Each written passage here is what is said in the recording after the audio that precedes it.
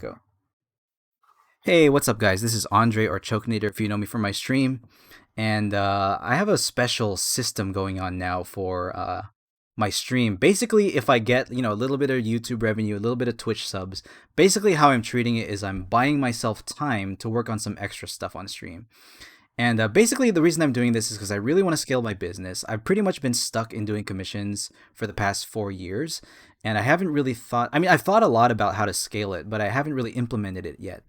I've spent my entire last year learning about business and how to make things scalable, and now I'm really like focusing on doing it. So this is kind of a two like multi-purpose thing that I'm doing here. So this is at the end of my stream.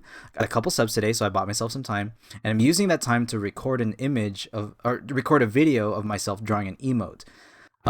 So I found that on Etsy you can actually sell emotes as like downloadable content. I love Etsy, by the way. It's a great company, great stock too.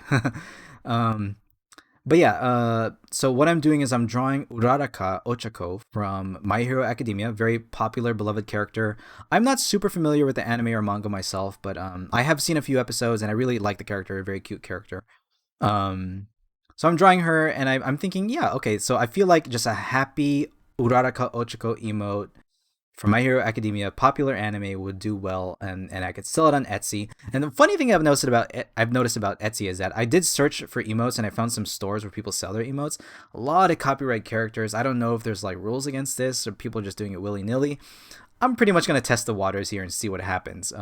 So I guess I'm gonna update you guys on like the progress of how it sells, if it sells at all, or if people even like. I mean, not a lot of people know about my Etsy shop, right? So I'm probably gonna sell this really cheap. If As far as I know, how it works on Redbubble is that if I get DMCA striked on Redbubble, they pretty much take it down. They don't really press charges. They're like, okay, we can't host this on our site anymore. We'll just take it down. I don't know if that's how it works on Etsy. I don't want to get arrested. I don't want to go to jail, but it's not very likely considering there's a lot of images on Etsy, like especially like emotes or like stickers or layout images or whatever, for Twitch streamers, which have always been my main clientele, Twitch streamers. And like, there's a lot of content on there that literally looks like it's just been copy and pasted straight up from the anime. Like, I found this set of emotes from Dragon Ball Z that's literally just copy and pasted. Like, see that reference image I'm using at the top left here? I could probably just copy and paste her face from that and just post it on Etsy as a downloadable emote content and still make money off that. But I don't know, that just feels wrong to me. Like, I'm using a copyrighted character already, but at least I can draw. So I'm just gonna draw her in my style, try to attempt it, and hopefully this is cute enough for people to like find appealing. You can see I still use the undo button way too much, but I think I'm working on this piece at a pretty good pace. This is multiplied speed by about 2.5 times, or about 2.5 times speed of how I actually drew it. So I drew this in about 20 minutes. And obviously I'm not done, but as far as I remember, I got most of the line art like in place. So maybe on the next video I can like color this and see how well it goes.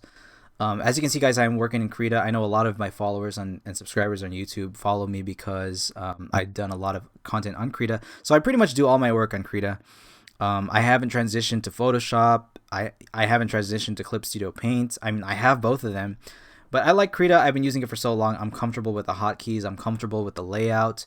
It's a very lightweight program. It doesn't have much lag.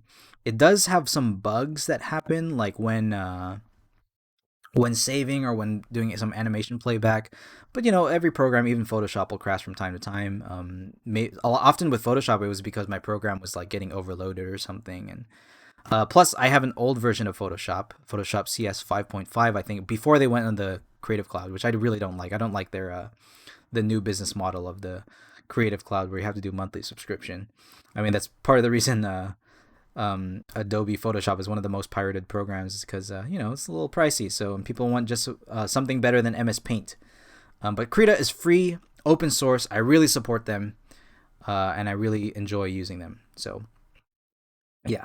Anyway, I am drawing her hand here. I know that the characters from My Hero Academia have like blocky fingers and really big round heads and huge eyes.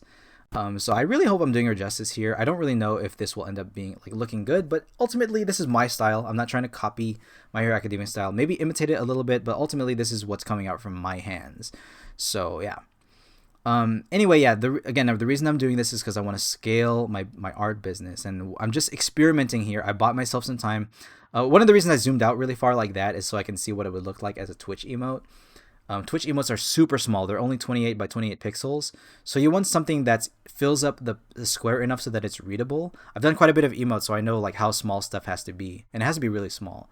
But the thing is now with Twitch chat, as long as you hover over the emote, you can see a 56, no, 112 by 112 pixels sized emote.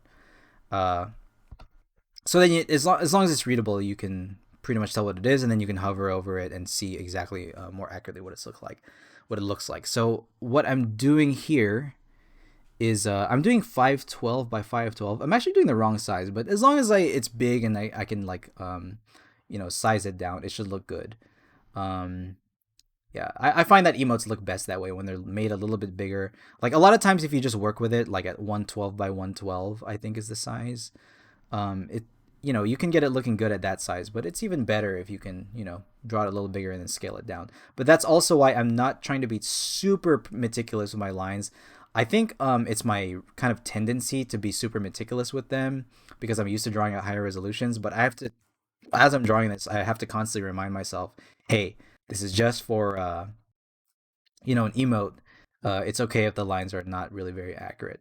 I did a correction here on this sort of ear looking piece. Again, I'm not super familiar, so I'm gonna have to cross reference this. I was only looking at one reference for this piece. So I'm gonna have to find a little bit more references to the little weird headphone things that she's wearing on her head. But again, I'm only gonna work on this if like I get a little extra YouTube revenue or Twitch subs, and I buy more time to record a video for myself. Hopefully tomorrow, maybe we'll get some subs, maybe not. We'll see. But this is my new system. The way I have my system right now is that I price my commissions, according to how long they will be and how much like demand I have, how many like supply and demand basically, how much demand I'm getting, how many people are getting orders from me, and having and how much time I have to work on them. Uh, and so I'm using an algorithm now. It's all about business, right? Business savvy, and that's what I'm really trying to do here with this video. Like more importantly than the drawing itself, it's cute, it's Uraraka, it's a Twitch emote. Yes, all that is yes, that is what it is. But the strategy behind it, making YouTube videos, I want to just scale the business, and that's really what's been on my mind lately, right? So a lot of you guys out there, if you're a young viewer and you're thinking about having art as a career, you want to think about this stuff. You want to think about feeding. Ultimately, the difference between an amateur artist and a professional artist is if they can feed themselves, right? That's the definition of a professional. If you do something for a living, it means you're actually living off of doing it, and that's the only difference to me. I know people can say all they want about the difference between amateur and pro, but for me, pro just means. So I'll pause this here actually. Oh wait, it's not quite done. Obviously, I'm recording over another video that I recorded on VLC. I recorded this through OBS, and I guess I did it to make a couple corrections. Kind of stumbling over my words a bit, but yeah, I usually pause at the end to linger on the image. Um, yeah, so I think this is actually looking it's actually looking great. Probably just a few corrections on some lines here and there, maybe in her hair. But I think as like a basic sketch in 20 minutes for an emote, this looks really good, and I think this probably would sell as an emote on Etsy. I hope. I'm gonna maybe link my Etsy store at the bottom of this video. Hopefully, hope you guys enjoyed that. Yeah, I'm really trying something new. So peace out, guys. Hope you guys liked the video, and I'll talk to you guys later. And again, just like I say at the end of every video, if there's any kinds of ideas for more tutorials or more time lapses or anything art related that you want to see, if you want me to teach you how to draw hands or faces or whatever, I'm totally down to make a video about it. I always read all the comments and I try to respond to all the comments, so let me know what you guys think. All right, see you guys later. Peace out and bye bye.